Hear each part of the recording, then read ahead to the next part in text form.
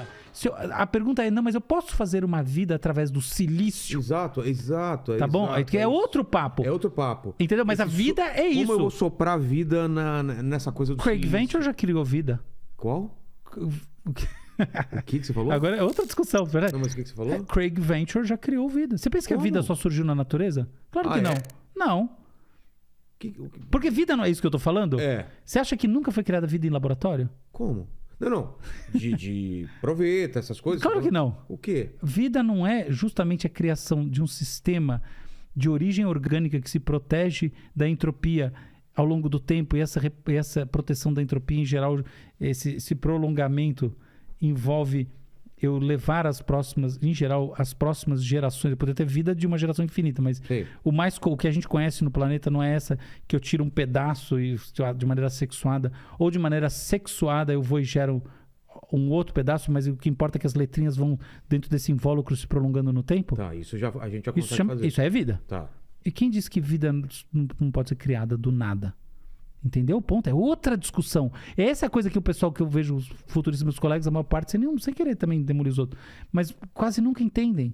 Porque fica nessa coisa, porque o robô... Não, vocês não estão discutindo o robô, vocês estão discutindo o que é vida. Exato. Se você quer saber se a vida pode ser criada sinteticamente, esquece esse capítulo um pouco aqui, cujo representante é Boston Dynamics e o cachorro da Boston Dynamics vai se reproduzir. Esquece um pouco. Já mostrei para você que o raciocínio como um todo é ruim. Entendeu? Que dar alguns passos para trás, então. Pro lado. É outro lado. A gente está em outra discussão. Essa é uma discussão sobre robôs da Boston Dynamics, o futuro das máquinas, AI. Você não vai encontrar o que você está querendo aqui para essas pessoas. Não é aqui. Você não encontra nada disso aqui. Porque eu já mostrei o que... Eu pelo menos não mostrei. Se você acredita nesse argumento sobre o que é vida, não faz sentido essa discussão aqui. É um absurdo. É que nem a gente está falando sobre geladeiras nucleares. Mas, entendeu? Se eu posso fazer um motor de geladeira nuclear, mas uma coisa é eu discutir como funciona um reator nuclear, outra coisa é eu falar como funciona a geladeira. São entidades que têm existências em si como objetos do mundo e âmbitos de discussão e evolução tecnológica distintos e paralelos que eu posso...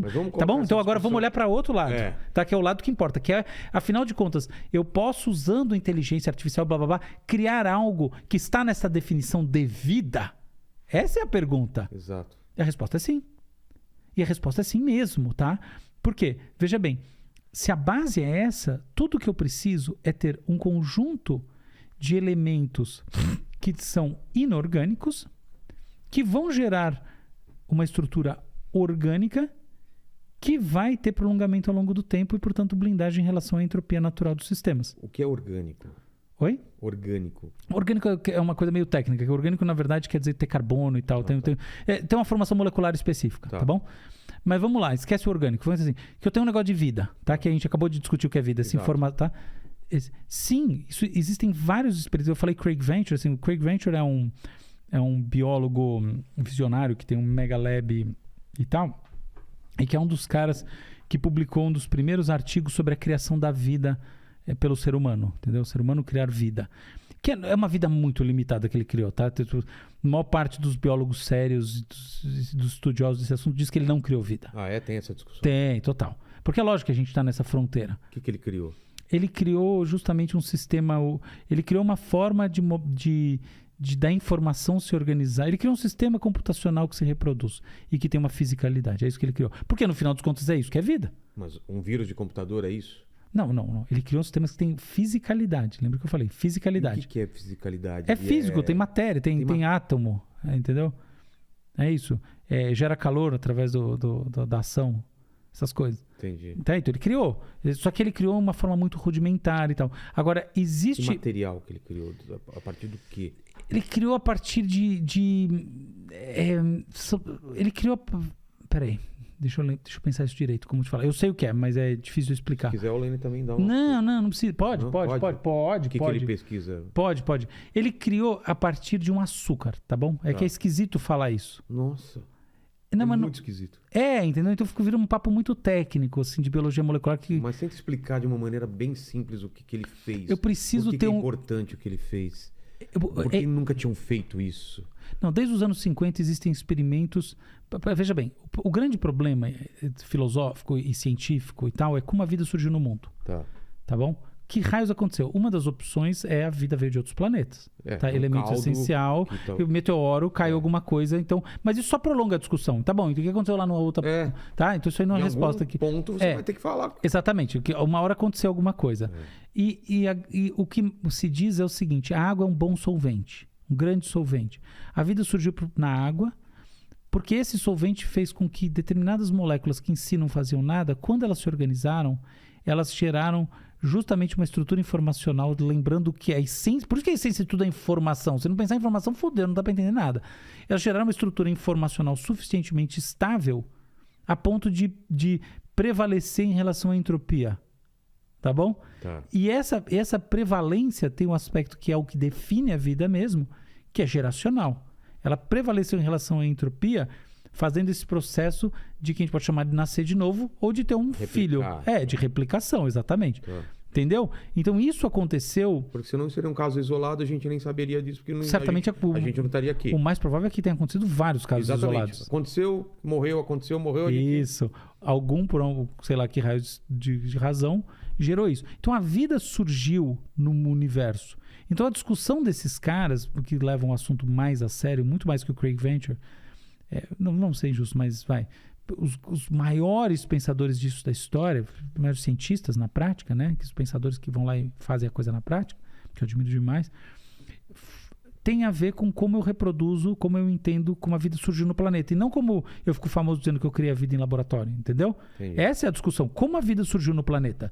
Então, dadas essas condições, que eu tenho solvente, que eu tenho, né, que é a água, que eu tenho uma quantidade específica de energia, por exemplo, foi muito importante a atividade elétrica no planeta. Tá? O planeta nem sempre foi assim. Obviamente, o planeta era um caos total, tá bom? E você tem um fenômeno chamado, inclusive, grande oxigenação, que é um fenômeno que gerou realmente o surgimento da vida como a gente entende, que é a vida que respira ar, tá? Porque a vida começa anaeróbica. Então, então, assim, vamos falar de uma vida que não é aeróbica, não respira, é um negócio meio simples, muito simples. A grande discussão é essa, como surge esse troço? E a exploração sobre como surge esse troço, pensa um processo científico, vai sendo, assim, pensa que eu estou aqui, tá? Eu estou olhando aqui, eu vou fazendo assim, fechando o círculo, até que eu fecho o círculo numa coisa muito essencial, que é o processinho que eu consigo falar. Dadas essas definições, aqui eu tinha uma coisa que não prevalecia em relação à entropia, gerando essas gerações, e agora eu tenho. Esse é o tal do surgimento da vida. Não tem nada a ver com a vida como a gente conhece, mas tem tudo a ver com o processo essencial informacional. Isso é uma coisa, tem uma linha da ciência chamada biologia sintética, dedicada a isso, da microbiologia. Só não, aí outras coisas mais. Tá. Mas essa é uma das grandes áreas da biologia sintética. É como eu pego, como eu sintetizo. Sintética não quer dizer de coisa sintética, de plástico. Quer dizer, como eu sintetizo. Então, como é que eu sintetizo coisas como RNA, mais do que DNA, tá? Não importa, mas é isso.